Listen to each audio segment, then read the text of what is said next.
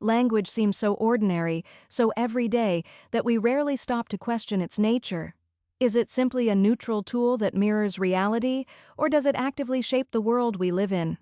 Philosophers, linguists, and poets alike have long grappled with this question. The words we use don't just convey information, they guide perception and influence thought. Think about how a single word like freedom or justice can mean vastly different things to different people. Language can inspire revolutions or justify oppression. It can expand horizons or confine minds. Our journey today explores this tension between description and creation. Let us ask, are we speaking about the world, or are we building it as we speak?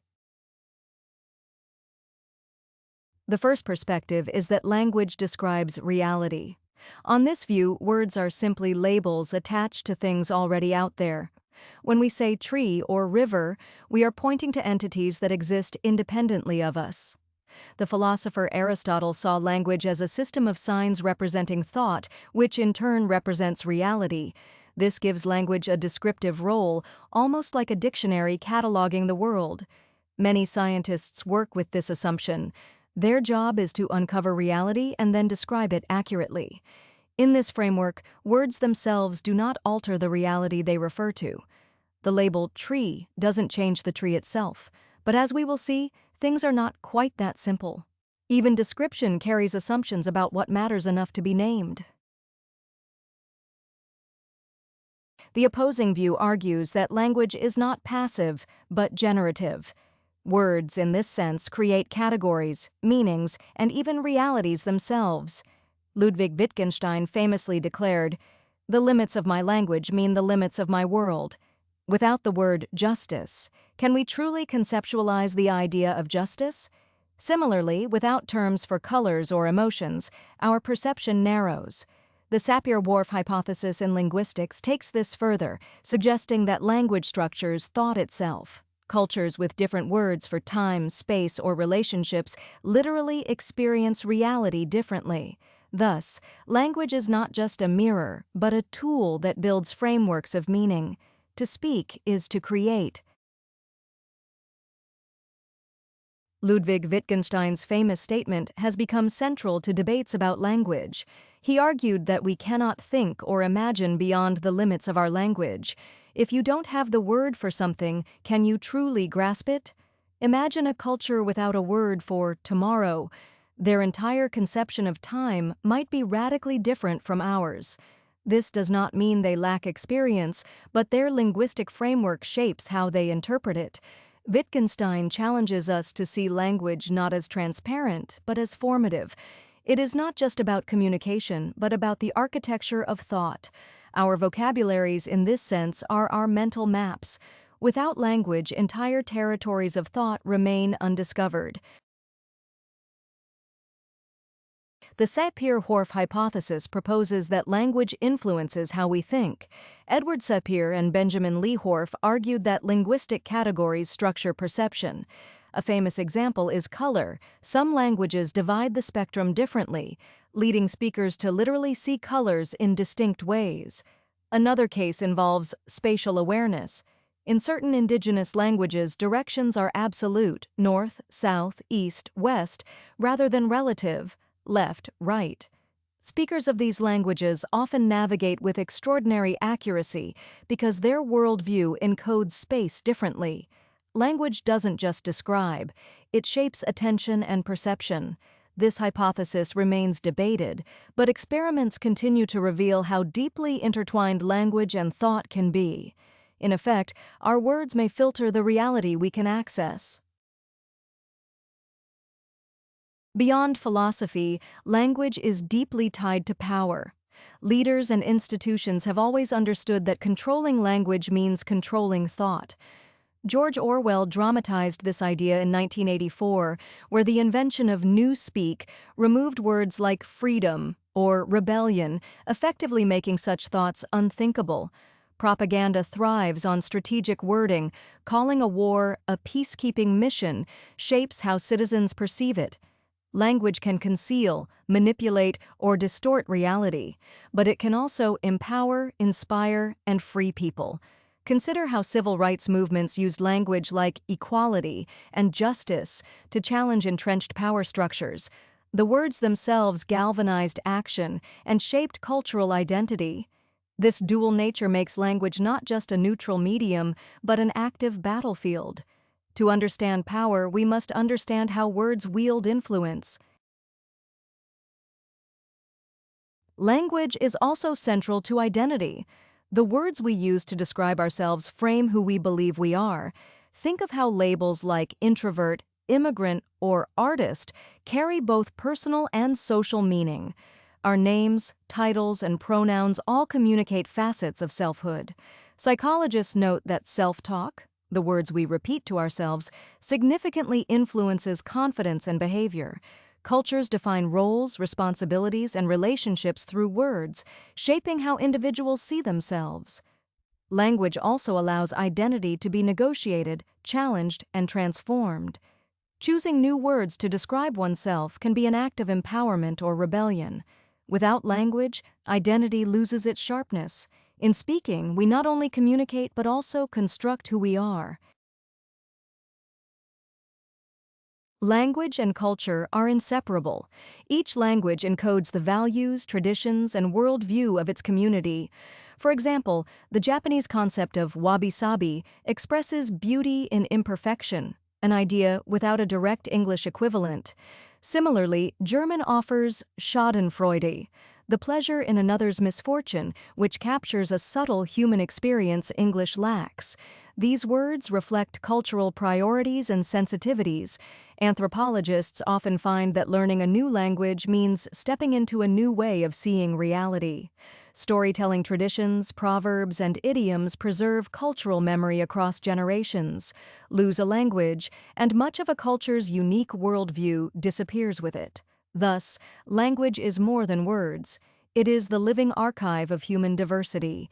To protect languages is to protect entire ways of experiencing reality.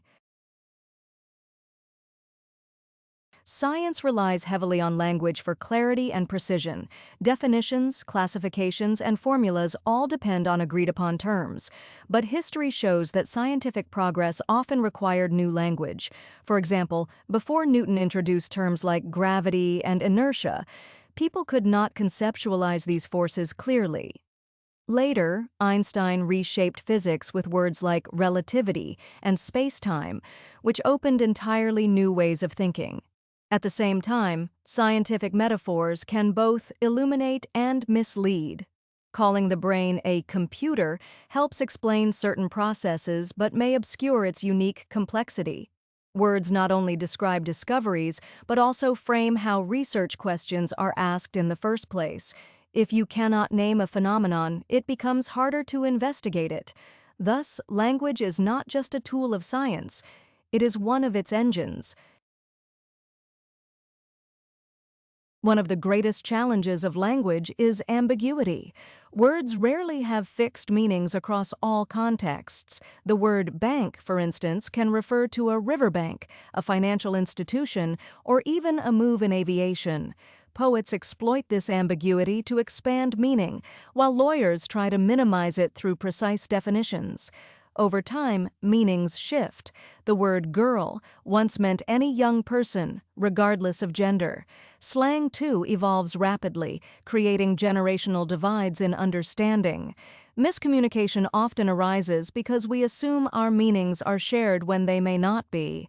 Ambiguity can frustrate, but it also enriches expression. It allows language to be flexible and creative. Ultimately, the slipperiness of words reminds us that meaning is negotiated, not fixed. Language is powerful, but it also has limits. Some experiences resist words entirely. Think of the vastness of grief, the depth of love, or the awe of gazing at the night sky. Words attempt to capture these experiences, but often fall short. Mystics in many traditions emphasize silence as the truest form of communication with the divine. Poets gesture toward what cannot be said, hinting at truths beyond language.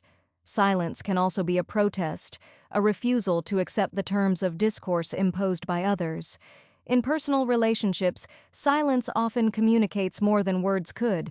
Recognizing the limits of language does not weaken its power, it deepens our respect for it. Sometimes the unsaid is the most eloquent of all. Technology has radically reshaped how we use language. From emojis to hashtags, new symbols and structures alter the way we express ourselves. Abbreviations like LOL or BRB show how digital speed demands linguistic shortcuts. Some argue this erodes complexity, while others see it as creative evolution. Memes, for example, combine images and words to create shared cultural references in seconds. Language online also spreads faster than ever before, with slang crossing continents overnight. Algorithms now analyze our words, tailoring ads and recommendations. Meanwhile, AI-generated text challenges our assumptions about authorship and originality.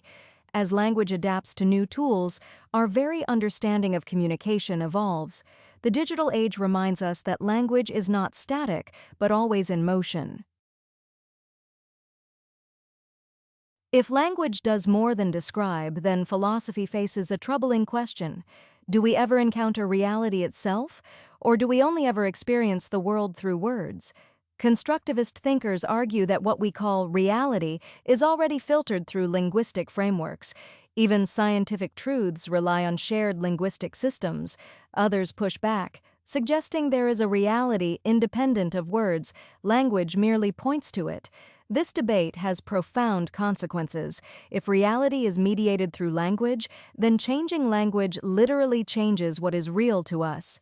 If, on the other hand, reality exists independently, then language is at best a translation, always partial, always imperfect. Either way, the interplay of language and reality shapes everything we know and believe. This discussion is not just theoretical, it is deeply practical. The words you choose shape your relationships, your identity, and your worldview. Positive self-talk can transform confidence and performance, while negative words can deepen self-doubt. In politics, carefully chosen rhetoric can divide or unite entire nations. In personal life, words of kindness can heal wounds, while careless words can leave lasting scars. Becoming aware of language's power is the first step to using it responsibly. It challenges us to listen more carefully and to speak with greater intention. Every conversation becomes an act of creation, not just communication. Language, then, is both a gift and a responsibility. To use it wisely is to shape the world we want to live in. As we close, here's a set of resources chosen to help you keep exploring whether language describes reality or creates it. They're organized into books, podcasts, and websites, so you can dive as deep as you like, whether through study, conversation, or quick reference. Among the books, Wittgenstein's Philosophical Investigations reframes language as games, showing that meaning comes from use. Sapir's Language. An Introduction to the Study of Speech and Whorf's Language, Thought, and Reality provide the foundation for linguistic relativity, the idea that language shapes thought. Orwell's 1984 illustrates the political stakes of language through newspeak, while Deborah Tannen's You Just Don't Understand brings these questions into everyday relationships. Pinker's The Stuff of Thought connects words with cognition, and McWhorter's The Power of Babel highlights how languages evolve, revealing how shifting speech reshapes our shared realities. For listening, McWhorter's Lexicon Valley mixes wit with scholarship. Talk the Talk explores slang and modern usage, and The Illusionist reveals the quirky human side of words. Together, they make language's philosophical puzzles vivid and personal. Finally, the websites. The Stanford Encyclopedia of Philosophy offers rigorous overviews of meaning, truth, and reference. The Linguistic Society of America gives clear, approachable guides. And BBC Future's Language and Thought Hub translates cutting-edge research into engaging stories. Taken together, these resources offer breadth, depth, and variety. Start with Orwell or Zaltzman if you want story, with Sapir-Whorf if you want theory, or with Pinker and BBC Future if you want science. However you enter, each resource shows language not just as description, but as creation. As we conclude, we return to the heart of the question: does language merely describe what already exists, or does it shape what is real for us? Our exploration has shown that the answer is not simple. Words can act as precise tools for conveying fact, yet they can also blur, bend, or even construct the very world we perceive. Philosophy, linguistics, and literature all remind us that language is at once a mirror and a mold, reflecting reality while also altering it. The words you choose carry weight because they frame not only your own understanding, but also how others see the world. If meaning is use, as Wittgenstein argued, then every conversation is an act of creation. If relativity is right, as Sapir and Whorf suggest, then each language opens a slightly different universe. And if Orwell is correct, language can be weaponized to limit thought itself. The challenge, then, is to use words thoughtfully, to describe with clarity, to create with care, and to ask yourself, what reality are my words shaping today?